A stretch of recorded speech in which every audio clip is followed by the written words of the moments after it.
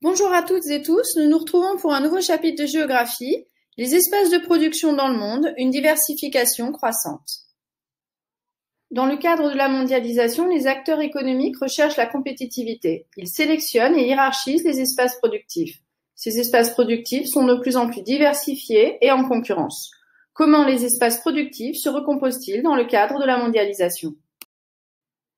Un espace productif, c'est un espace aménagé et mis en valeur par une société dans le but de produire des richesses, biens ou services pour assurer son développement. Il s'organise à toutes les échelles et peut être spécialisé. En classe, nous avons commencé par une étude de cas sur la Silicon Valley, un espace productif intégré de l'échelle locale à l'échelle internationale.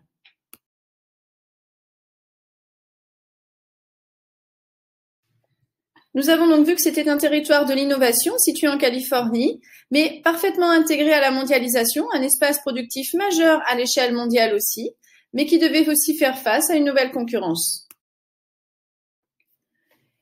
Ainsi, pour passer du local au mondial, nous étudierons quels sont les différents types d'espaces productifs dans le monde, qui sont les acteurs de la production et quel est leur rôle, et enfin quels sont les nouveaux territoires de la production. Grand 2, diversité et recomposition des espaces productifs dans le monde. À l'échelle mondiale, les espaces de production de richesse se diversifient selon des logiques de localisation souvent fondées sur la compétitivité. Les acteurs économiques sélectionnent et hiérarchisent les territoires et participent ainsi à la diversification et à la recomposition des espaces productifs. En 30 ans, le PIB mondial a plus que doublé. En réalisant la moitié de la croissance économique mondiale, la Chine et les pays émergents bouleversent les équilibres mondiaux. Pourtant, le système productif mondial reste très polarisé. Le G20 concentre 90% du PIB et 85% du commerce mondial. Grand A, la diversité des espaces productifs.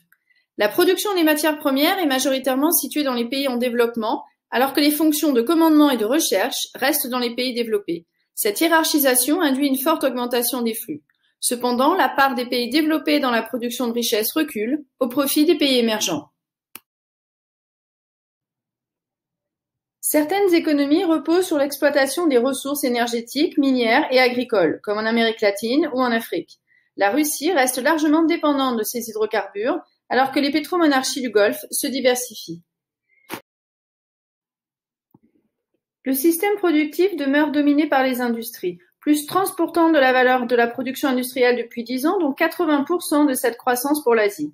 83% de la production manufacturière est réalisée par 20 pays, mais les tâches de fabrication sont de plus en plus dispersées, textiles, automobiles, électroniques, et se délocalisent. L'activité productive se diffuse à de nouveaux espaces. Prenons l'exemple du textile. Dans les années 70, il était surtout situé aux États-Unis et en Europe, puis dans les années 90 en Afrique et en Asie, mais aujourd'hui, la part de la Chine baisse au profit de nouveaux producteurs comme le Bangladesh, le Vietnam ou l'Éthiopie. La production des savoirs reste, elle, concentrée dans quelques territoires. 70% des dépenses de recherche pour 5 États, dont un tiers pour les États-Unis.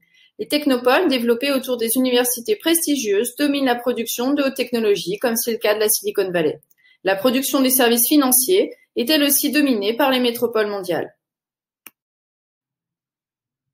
En bref, la géographie des espaces productifs évolue selon un triple mouvement. Le rééquilibrage des activités au profit du Sud, la diffusion à de nouveaux espaces et la spécialisation de certains territoires.